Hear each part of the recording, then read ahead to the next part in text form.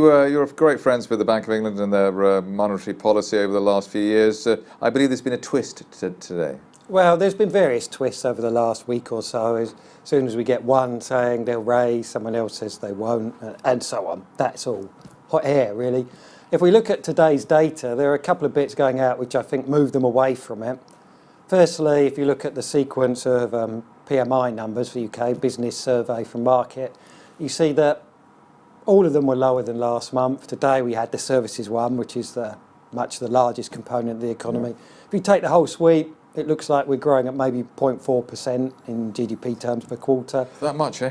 Well, exactly. So there's no rate rise backing there. And tucked away in the thing, now these are slightly dubious numbers, but nonetheless they are what they are. We got some productivity numbers which showed in the first quarter that fell by 0.5%. And with a link between that and wages, and with wages being the key number for the Bank of England, for all the hot air, for instance, the reverse indicator, in my view, was in play today, with the FT putting out an article saying the Bank of England's nearer to raising rates than it's been for 10 years, which makes it less likely. Nearer to infinity. And then the figures moved away. Well, of course, that rather had the awkward problem, as I replied to them, the issue of forward guidance, when the Bank of England was promising us for 2 years that it would raise interest rates sooner than markets expect, if people remember that particular phrase from, I think, Mansion House 2014. And it never happened, did it? Well, we lived long enough to see an interest rate hike.